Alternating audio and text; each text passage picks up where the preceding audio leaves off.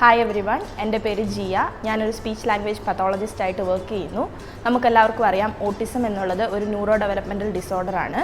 Autism ഉള്ള ഒരു കുട്ടീനെയും അവരുടെ പാരൻസും കൂടുതലായിട്ട് സ്ട്രഗിൾ ചെയ്ത് കണ്ടുവരുന്ന ഒരു കാര്യം എന്താണെന്ന് വെച്ച് കഴിഞ്ഞാൽ സ്പീച്ച് ഡിഫിക്കൽട്ടീസ് ആണ്. നമ്മൾ കോമൺ ആയിട്ട് കണ്ടുവരുന്ന കുറച്ച് സ്പീച്ച് ആൻഡ് ലാംഗ്വേജ് ഡിഫിക്കൽട്ടീസ് എന്ന് പറഞ്ഞു കഴിഞ്ഞാൽ പുവർ അണ്ടർസ്റ്റാൻഡിങ് ഓഫ് ലാംഗ്വേജ് ആണ്. അതായത് കുട്ടികൾക്ക് നമ്മൾ പറയുന്ന കാര്യം എന്താണെന്നുള്ളത് മനസ്സിലാവുന്നില്ല.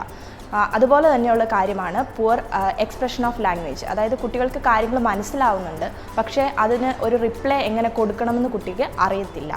പിന്നെ വേറൊരു കോമൺ ആയിട്ട് കണ്ടുവരുന്ന ടേം എന്ന് പറയുന്നത് എക്കോലാലിയ. എക്കോലാലിയ എന്ന് പറഞ്ഞു കഴിഞ്ഞാൽ കുട്ടി എന്താ പറയുക, വേർഡ്സും ഫ്രേസസും ഒക്കെ ചുമ്മാ ഇരുന്ന് റിപ്പീറ്റ് ചെയ്യുക.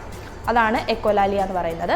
പിന്നെ വേറൊരു പ്രോബ്ലം കണ്ടുവരുന്നത് ആർട്ടിക്കുലേഷൻ ഡിഫിക്കൽട്ടീസ്. അതായത് കുട്ടിക്ക് ഒരു സൗണ്ട് പ്രൊനൗൺസ് ചെയ്യാനായിട്ടുള്ള ഒരു ബുദ്ധിമുട്ട് കണ്ടുവരുന്നുണ്ട്.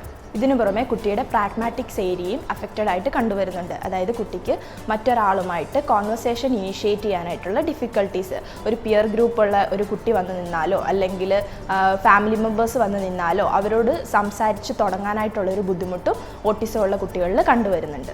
ഈ ഒരു സാഹചര്യത്തിൽ നിങ്ങളൊരു സ്പീച്ച് തെറാപ്പിസ്റ്റിനെ കാണുന്നത് ഭയങ്കര അനിവാര്യമായിട്ടുള്ളൊരു കാര്യമാണ്. ഒരു സ്പീച്ച് തെറാപ്പിസ്റ്റിൻ്റെ അടുത്ത് നിങ്ങളുടെ കുട്ടീനെയും കൊണ്ട് ചെന്ന് കഴിഞ്ഞാൽ ആദ്യമേ ഒരു സ്പീച്ച് തെറാപ്പിസ്റ്റ് വർക്ക് ചെയ്യുന്നതെന്ന് പറയുന്നത് ലിംഗ്വിസ്റ്റിക് സ്കിൽസിലാണ്. അതായത് കുട്ടിയുടെ ഐ കോണ്ടാക്റ്റ് ഇംപ്രൂവ് ചെയ്യാനായിട്ട്, കുട്ടി ഒന്ന് ഇരുന്ന് തരാനായിട്ട്, സിറ്റിംഗ് ടോളറൻസിൽ, അതുപോലെ തന്നെ കുട്ടിയുടെ അറ്റൻഷൻ തരാനായിട്ട്, ഈ പറഞ്ഞ കാര്യങ്ങളൊക്കെ ഉണ്ടെങ്കിൽ മാത്രമേ നമുക്ക് പ്രോപ്പറായിട്ടുള്ളൊരു തെറാപ്പി നമുക്ക് കുട്ടിക്ക് കൊടുക്കാൻ പറ്റത്തുള്ളൂ. നമ്മളൊരു ഡോക്ടറിൻ്റെ അടുത്ത് ചെന്ന് കഴിഞ്ഞാൽ ഡോക്ടർ നമുക്ക് മെഡിസിൻ തരും. അതേസമയം നമ്മളൊരു തെറപ്പിസ്റ്റിൻ്റെ അടുത്ത് പോയി കഴിഞ്ഞ് കഴിഞ്ഞാൽ അവർ നമുക്ക് ഹോം ആക്ടിവിറ്റീസ് അല്ലെങ്കിൽ ഹോം പ്രോഗ്രാംസ് ആയിരിക്കും തരുന്നത്.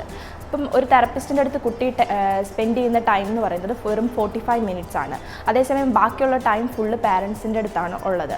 അപ്പം ഈ ഒരു ടൈമിൽ നിങ്ങൾ തെറപ്പിസ്റ്റ് തന്നിരിക്കുന്ന ആക്ടിവിറ്റീസും കാര്യങ്ങളും ഒക്കെ കുട്ടിയിൽ ചെയ്യിപ്പിച്ചിട്ട് ആ ടൈംസൊക്കെ യൂസ്ഫുള്ളാക്കി കൊണ്ടുപോവുക.